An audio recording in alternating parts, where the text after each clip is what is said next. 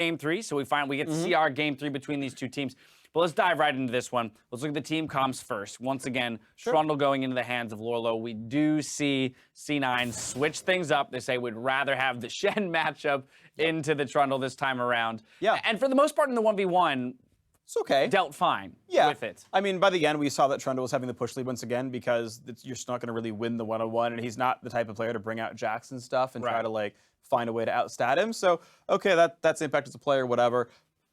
You know, it was serviceable, it was fine, and it was something that Jack talked about during the game, though, is you're bringing in Shen, you're bringing in TF, you're bringing in Ashe, and yet it's still Liquid who are finding ways to pull the trigger much, much better than you. And some of that is Trundle is supposed to get ahead at least a little bit in that matchup. Trundle can even pillar to knock out the Stand United, which he actually did at least once in this match as well. So, but yeah, you saw Lourlo get the most popular fighter in the game and do well with it.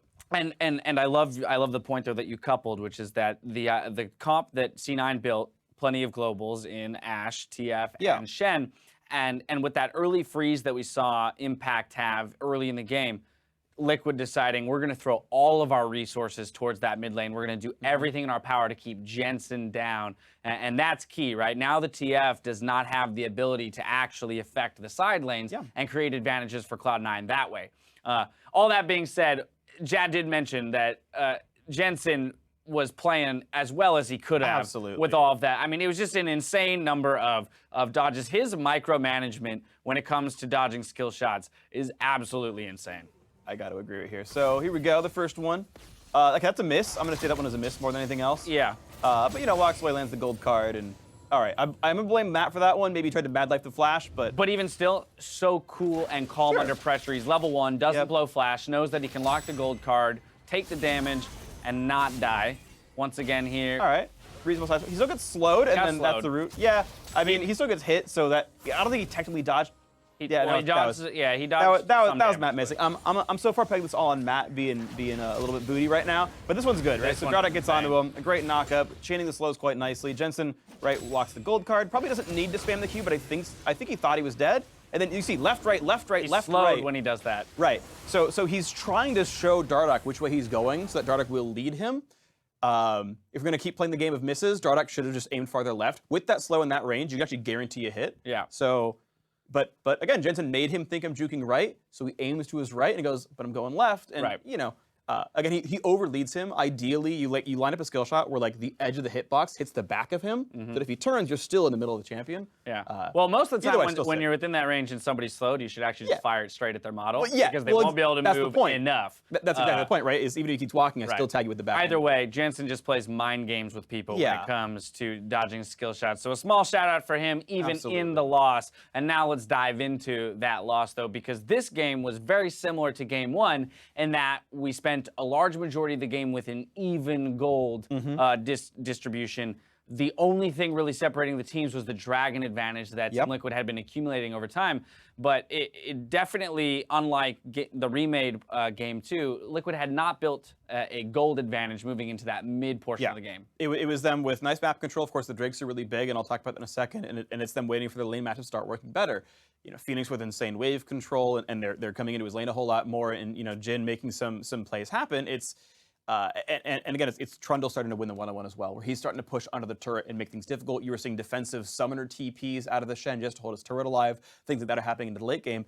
But then, yeah, if you're putting all of your eggs in the Viktor basket, Infernal Drake is the best Drake for you, right? If you're actually scaling off of raw ability power or raw attack damage like a Jhin, now that's the best Drake. Because Infernal Drake doesn't help rek'sai do more damage, doesn't help Karma move faster. She has like 30 ability power, then no one cares. But if it's all about Fenix killing everything and it's all about these really high damage snipes, then yes, Infernal Drake is boosting those guys by a lot.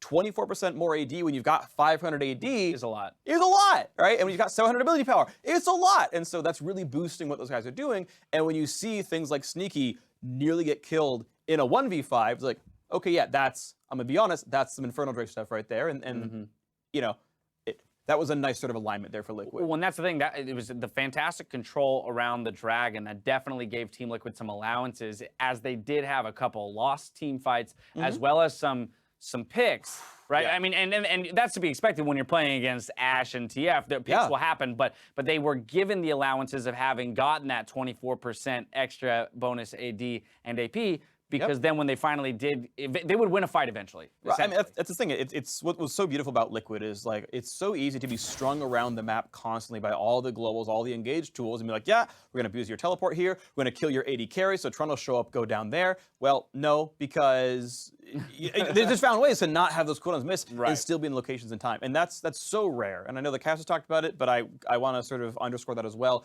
It is so rare to keep up in map rotations against triple global like that, and it happened. Massive props to Liquid to find the ways to go in.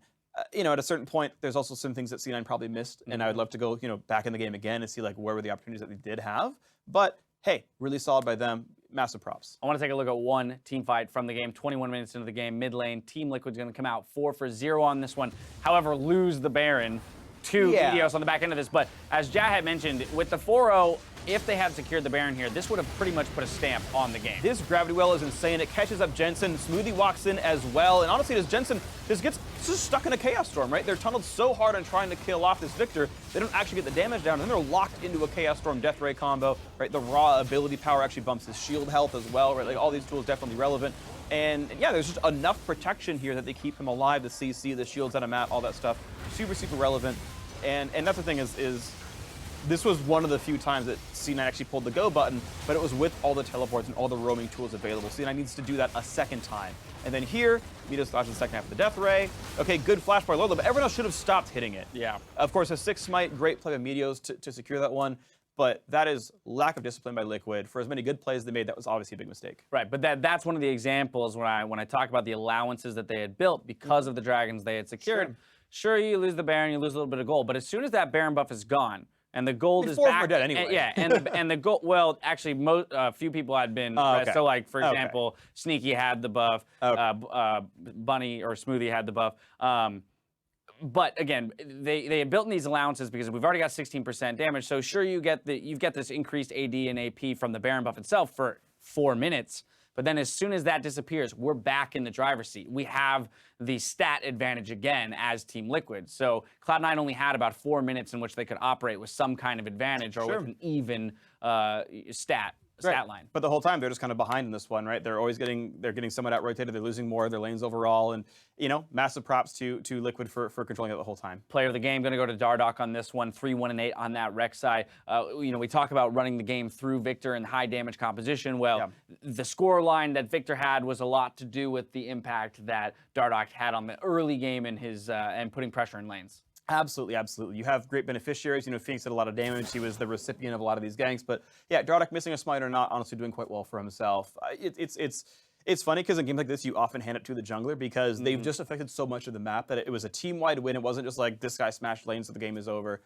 Yeah, I like Dardoch for this. Now, Dardoch, we know that this is a player that thrives off of emotion. He's an emotional player, just like I Will Dominate was. Sure. And, just moments ago, he kind of charged back on stage. He's pumped for Game 3. We're pumped for Game 3. Of course, Bunny Fufu is coming back in for Game 3. I'm sure he's pumped for Game 3 as well. But I think a lot of people coming into the series would not have expected it to go to 3 games. Based on what we had seen from these two teams, a lot of people would say, hey, Cloud9, I'm expecting these guys to come out and probably pretty easily 2-0, but Liquid's coming out and they're throwing punches hard, and they're looking to take the series against our third-place team. I totally agree, and keep in mind, this is Liquid, coming into the back, like the final match of the first round of games, and keep in mind, first couple of weeks, first couple of matches, they played with Moon, right? Some maybe unfortunate losses.